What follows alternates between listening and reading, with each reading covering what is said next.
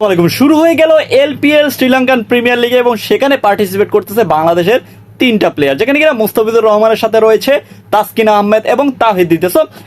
হাসারাঙ্গাকে প্রশ্ন করা হয়েছে, ভাই এই এই শ্রীলঙ্কান প্রিমিয়ার লিগে কি সর্বোচ্চ রান হতে পারবে তাহিদ হৃদয়? আপনাদের যে শ্রীলঙ্কার যে প্লেয়ারগুলো আছে তাদের থেকে কি বেশি রান করতে পারবে? জবাবে হাসারাঙ্গা যা বলতেছে সেটা হচ্ছে তাহিদ হৃদয় হচ্ছে স্পেশাল। তাহিদ হৃদয় কি করছে বিশ্বকাপে সেটা সবাই জানে। তাহিদ হৃদয়ের ক্যাপাবিলিটি কতটুক, তাহিদ হৃদয় কি করতে পারে একটা দলকে, মানে একটা দলকে সে ফিনিশিং রোল প্লে করতে পারে। সো বিশ্বকাপে এই ধরনের পারফরমেন্স করলে আপনি এই শ্রীলঙ্কান প্রিমিয়ার লিগটা তো আর একটু সহজ, তাই না?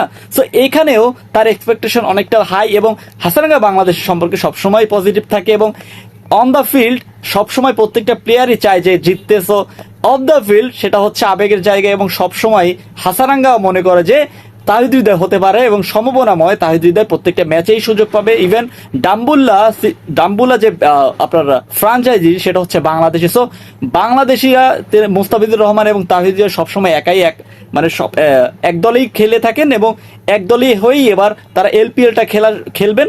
সো আশা করি তাহিদ হৃদয় ভালো কিছু একটা করবে এবং সাথে সাথে মুস্তাফিজুর রহমানও ভালো কিছু একটা করবে। সো আপনি কি মনে করেন তাহিদ হৃদয় এই আসরে কত রান করতে পারে? প্লিজ কমেন্ট করে জানাই দেন। আমি পার্সোনালি ফিল করি প্রতিটা ম্যাচ যেহেতু সুযোগ পাবে, সো ভালো কিছু একটা হবে এবং ভালো কিছু একটা আমরা দেখতে পাবো এবং আমি আশায় থাকি, আমি আশায় বুক বাঁধি, সেটা হচ্ছে তাহিদ হৃদয় এই পুরো আসরে প্রত্যেকটা ম্যাচ খেলবে এবং সেখানে কিনা ভালো কিছু রান করবে এবং ভালো স্কোর করবে এবং সর্বোচ্চ রান গেটার হবে, আমি যেটা পার্সোনালি ফিল করি। সো আপনি কি মনে করেন প্লিজ কমেন্ট করে জানাই দেন। আর হ্যাঁ, ভিডিওটি ভালো লেগে থাকলে চ্যানেলটা সাবস্ক্রাইব করে অবশ্যই পাশে থাকুন। ধন্যবাদ।